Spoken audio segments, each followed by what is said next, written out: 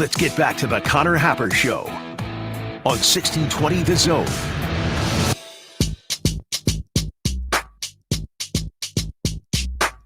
Speaking of college football, get your picks in for 25K four-quarter pick'em. It's open for you for week 9 of the game. Winner gets $2,500, just as our boy Platcat did this past week when he went undefeated, 10-0, 5 college games, 5 NFL games. If you pick them all right, you're going to have a really, really, really good shot at that. Remember, if more than one person goes undefeated, we have a tie at the top. Our tiebreaker system is whoever got there first. It's the best we could do. Whoever got there first. That it's just it's really old school, right? So a foot race. You're gonna want to get those in as quickly and as accurately as you possibly can. Travis has an opinion. Hi, Travis. On the playoff rankings. Playoffs? Or the playoff in general. Travis says, I would rather Colorado make the playoffs than Indiana. Oh. Wow. Travis is really on my side about this Indiana thing, I guess, then. I didn't know many people who were. I feel like each week you lose followers on this. Okay. So we should get straight. What's I'm annoyed by that. I've admitted that they're good. I'm curious to see their performance against the Ohio State. They're the 27 the world Yankees. Famous Ohio State Buckeyes. Yeah. I'm annoyed. Like, most of my annoyance has always come from the fact that everyone, for whatever reason, who's supposed to be impartial wants this. Why do we want this so bad? It drove the conversation point last night on the stupid selection show. How is Indiana not ranked higher? Well, it's really pretty easy to figure out. They haven't beaten anybody yet. Like, as long as you could admit that to me, and we could also talk about how they're good, and we could find a middle ground there, we can hang out. We could talk about this in a realistic way. They are very much the Cam Newton Auburn team, where they started with everyone thinking so low of them that they had to rise through the ranks throughout the year, and that took longer than if, I don't know. Yeah, but did people want the Cam? Yeah, I guess people kind of wanted the Cam Newton Auburn thing to happen. I don't know if the media wanted it or not, but the media definitely wants this. It was one of those things where, you just started from behind the 8 ball so bad that you got to work your way up. People love when new and fun things happen. Well, why don't you all go be fans of the Big 12? There's a bunch of crazy crap going on over there. It's going to get wackier too, I think. BYU is probably going to go undefeated. I've seen people asking over the last several days, is it possible that, if BYU takes a loss and they win the Big 12, that they could still, not get the bye and Boise State could get the bye? And everyone's like, no, that's ridiculous. Please don't be stupid. But there is a very fun outlier. Travis mentioned Colorado. There is one team that doesn't have much to do with the rankings. In fact, they came in the initial rankings last night at number 20. Colorado did. But Colorado, if they get another loss from Iowa State, who plays Kansas, Cincinnati, Utah, and Kansas State, Colorado would be headed to the Big 12 championship game if they win out as well. Not that they don't have challenges too, at Texas Tech this weekend, Utah at KU, at home against Oklahoma State to finish out the season for the Buffs. The winless in conference, Oklahoma State. That's right. Didn't see that coming. I did. Absolutely. Well, maybe not that, but fraud. We knew that they were a fraud. I thought they'd just hand the ball off and win. So Colorado, there's a world where Colorado finishes 10-2, Iowa State finishes 10-2, and it's the Buffs in the Big 12 championship game against the Cougs of BYU, and Colorado is playing for a chance at the college football playoff. Fun times. Do you agree? Oh no, I agree. It would be fun. I'm actually like I'm over hating them at this point. We've talked about this briefly before. I just don't. I'm kind of root. Maybe some of that comes from Nebraska, like beating them, so it's over, and you won. Definitely, I'll admit that for sure. But also Nebraska's, I don't know.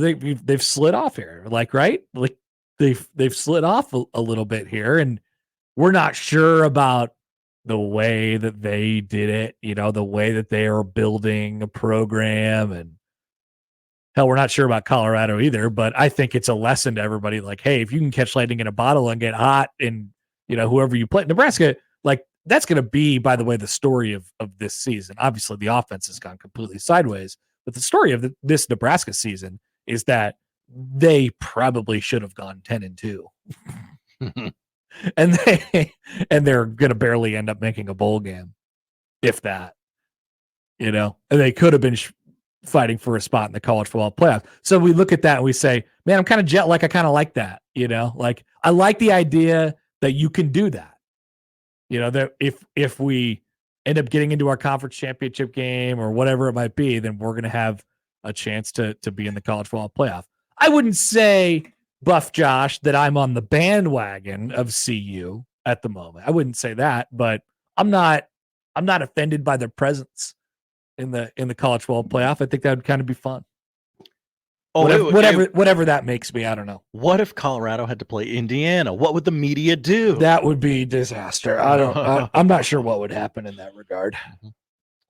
Not sure what would happen. But the Colorado playoff is indeed possible. And it's indeed possible. The Big 12, I think, is going to get messier before it gets clearer by season's end. Probably. I don't know if BYU is going to run the table. Oh, yeah, I don't either. Like, so you go back to go at Arizona State, who hasn't lost a home game in conference. Oh, stat. Mm-hmm. Nice stat, Josh. Well, they're just straight up 4-0 at home. I'm sorry. Houston, they picked off Iowa State this past weekend. Houston, I feel like I checked in on the Big 12 after like 3 weeks and thought I knew everything. Oh, they picked off K-State. I thought I knew Cincinnati was bad. I thought I knew Houston was bad. And then I checked in like a week or two ago, and I'm like, wait, Cincinnati, Baylor, and Houston, these teams I thought were garbage, are in the middle of the conference, even the upper half of the conference. We got a backwards Big 12. Yeah. So when you look at BYU at 9, you're like, oh, well, it's an undefeated power conference team. Like, they're getting the bye. I don't have a problem with them being at 9. They haven't. No, not at all. Yeah. So whoever gets that spot out of the Big 12 is, you're probably still going to end up getting that bye because there's 4 power conferences, and you're going to end up getting that bye. And Boise is no threat to pass over whoever ends up winning that game, unless, like if Colorado is 10-2 at the end of the regular season, they end up going to the Big 12 championship game. By the time they go to the Big 12 championship game, they're going to be probably on the outskirts of the top 10. They'll be right next to Boise State in that range if Boise State is a G5 representative in the playoff. And then you win the Big 12 championship game against whoever you're playing, BYU, whatever. You're easily ahead of them. So there's no I don't think there's a world where BYU is the bye team. Where Boise is the bye team. Okay. Yeah. I feel like the sport has really gone out of its way to negate the argument I'm about to make. But gosh, I really feel like Ohio State and Texas are going to have a problem if BYU gets a bye and they don't. Like, obviously, win your conference. You get the bye. That we're rewarding conference championships. Bonus, you get to play a home playoff game. That's pretty unique. That's pretty fun, right? You certainly wouldn't complain about that. Got a feeling there's going to be some big brands unhappy if BYU is ahead of them and gets a bye. Maybe. I don't know. We'll see how this goes. Maybe not the teams or the coaches, but like the fans. I could see that. But at the same time, like you said, like you get that home game. I mean, that's kind of nice. So the bracket as it stands right now is the bye team. So the 1 is Oregon and the 4 is BYU. They'd be on the same side of the bracket. Miami and Georgia on the other side. Boise State, Ohio State is a matchup. at this exact moment. Winner gets BYU. So both Boise and Ohio State are like, we got a shot. So we got a shot to get to the semis. Boise would go to Columbus. Would that be fun? Winner gets BYU in the quarterfinal, and that would be at a bowl site. Indiana and Tennessee. That's actually a fun matchup, I think. Winner gets Oregon. Yeah, sign me up. Pretty sweet. Bama and Texas, even though we've seen that game twice in the past 3 years now. And the committee said this will be the third time in the 3 years. The committee said we will not go out of our way to manipulate seeding if it's a rematch, I think I believe it's that. a rematch. I think I believe that. Yeah. Alabama, Texas winner gets Miami. Interesting. Yeah. Notre Dame and Penn State, fraud bowl. Those two teams cannot play each other in the first round. They are both destined by God himself or herself to lose a home playoff game on the same day. Agreed. We cannot let this stand. No, this is not fair, because if they play each other, one of them has to win, and they don't deserve that. Hey, we're Notre Dame. We're 1-0 in the playoffs. Hey, I'm James Franklin. I'm 1-0 in the playoffs. Can't fire me now. But the sentence, the sentence to death that you get for winning the game is playing Georgia, probably in the Peach Bowl or something like that, and getting absolutely smacked. Yeah, that would be fun. That'd be fun. But on the other side, Penn State would get the claim, "Oh, we won a playoff game. See, we're validated. We belong with everybody else." Mm-hmm. That would be college football playoff games in the following cities: Columbus, Ohio, Knoxville, Tennessee, Austin, Texas, and Happy Valley, Pennsylvania. That's pretty good, Josh. It's a pretty good bracket. It's pretty good. Kind of like it. I like it. I like it. We're going to like it when it comes to college football playoff season. All right, let's get to some Husker stuff. By the way, I want to hear from you guys, 402-951-1620. So we never really talked about Dana Holgorsen much yesterday. I've been sort of sorting through in my own mind about what this looks like. I think we said out loud yesterday, just to make it clear again, I feel like, without knowing anything, I feel like if you're doing this and you're telling people that you're doing this, you're saying out loud to everybody, yes, Dana Holgorsen is joining the program and the role will evolve as time goes on, right? You're saying not only is he coming in to just stand by and watch, I don't know how hands-on he's going to be in the operation in the final 3 games of the regular season, but this is something where he gets a chance to sort of evaluate players, take a look at what he can do. And, he is a really good offensive mind, widely respected across college football as a great offensive mind, right? Has had success running the ball, even though it's called air raid. I just feel like he's going to be the offensive coordinator next year. Seems like a no-brainer. That's it. Like, that is still a maybe, obviously, because we don't know. But I'll also say this, when you pair it along with he's already here, and I feel like he, is going to be the offensive coordinator next year, and we know his motivation. He wants to give it another shot. He wants to try and either be in the NFL again or whatever it might be. Like, he wants to take another shot. And you combine it with the idea of, like, you can't really bring Marcus Satterfield back as the offensive coordinator. I mean, I feel like those dots are easily connectable, right? So I don't feel like I know it maybe sounded yesterday like I was just jumping to a lot of conclusions, but I wanted to say that out loud. Like, I feel like that's happening. Marcus, now, what happens with Sat? I don't know.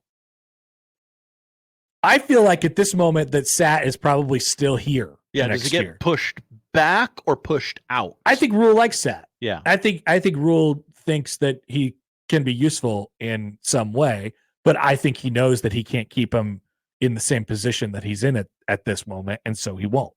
But is he going to be on the staff in some way, shape, or form? I feel like maybe.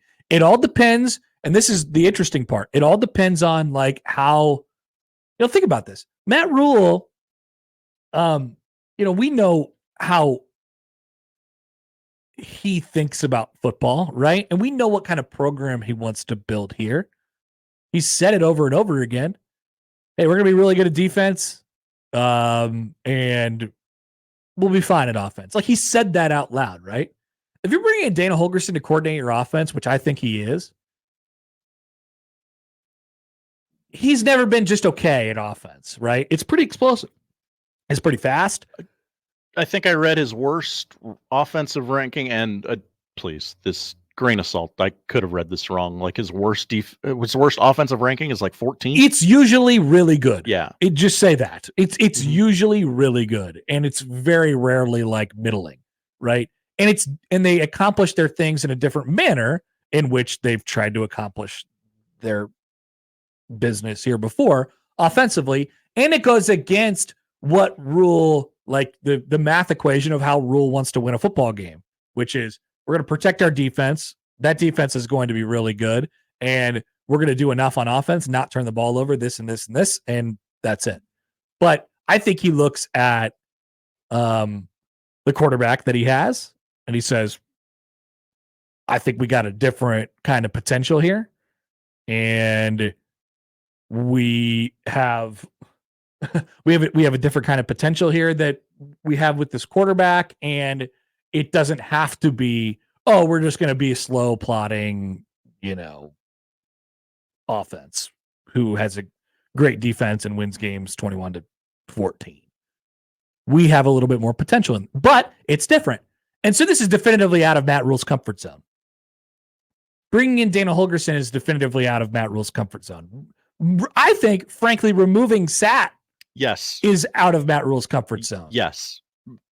Fixing this or telling the fan base that we are going to great lengths to fix this right the bleep now is out of his comfort zone. Yeah. That's a little bit different because he hasn't had to do that anywhere else. He's never had to go up in front of a fan base and say, listen, everything's fine. Because when they've run into struggles at his other places, it's just been like, yeah, okay, all right, we'll check back in when you're good. It's Temple. We're supposed to lose. It's Baylor. Oh, I guess we don't care. Don't get me wrong. They've run into problems there. They've run into problems, but it's just not as many, it's not as intense scrutiny. So this is pretty unique. And so how does this marriage work is really interesting. What do the next 3 games look like? What does the offseason look like? And it is, if Dana Holgorsen is coordinating Nebraska's offense next year, like, how does that work? How does it work with how Matt Rhule wants to play football? I mean, you want to talk about out of comfort zone? That's about as crazy as it gets, right? Do you have the players for it, right? For the offense? So you remember when? Now this is a vastly different situation. It is not a 1-to-1, because I think the one thing that we can count on Rhule to do is that he can communicate. He is emotionally available to communicate, right? He'll tell Marcus Satterfield his intentions. He'll tell Dana Holgorsen his intentions. So everyone will sort of understand this. But I go back to when, Frost had to make changes and going into what ended up being his final year, and brought in Mark Whipple. On the face, we're not talking about how these people communicate and how that all worked out, because that's a different thing. On its face, you were bringing in an offensive coordinator who liked to huck it and chuck it and didn't care about the defense at all. Like, hey, look, our job is to score points, and we're going to score those points. I don't care how many yards I run for, I don't care how much clock I'm burning up. I don't care about that stupid defense. I got the ball. I'm scoring points. That's not how Scott Frost thought about football. Scott Frost wanted to run it, and he had made the adjustment to that point. They wanted to be able to choose some clock and protect their defense and this and this and that. It was an odd marriage. It was an odd marriage because Scott Frost had failures to communicate and got sad that he wasn't calling plays anymore. He was so sad. He was so sad, but that's a different thing. That's mostly why that didn't work. This marriage has a chance because Rhule, I think, is a communicator and can do all those things. But the football marriage is hard. If that's the case, the football marriage is hard and different and not in his comfort zone. Right. So I wonder how that looks. I don't think we know that. I don't think we will know that for probably a while. Are you supportive? I saw just quickly before we get to Mitch here. Saw some people who were like, you can't have this guy coordinate the offense. Are you kidding me? Air raid, Big Ten, you know? It'll never work because it gets cold here. Yeah, are we over the how it looks thing? Yes. Okay. Just wanted to make sure. We're over the how it looks thing. I think there's so many teams in the Big Ten that you don't necessarily have to play a certain way. Now you have to, if you're going to do something different, you got to do it really well.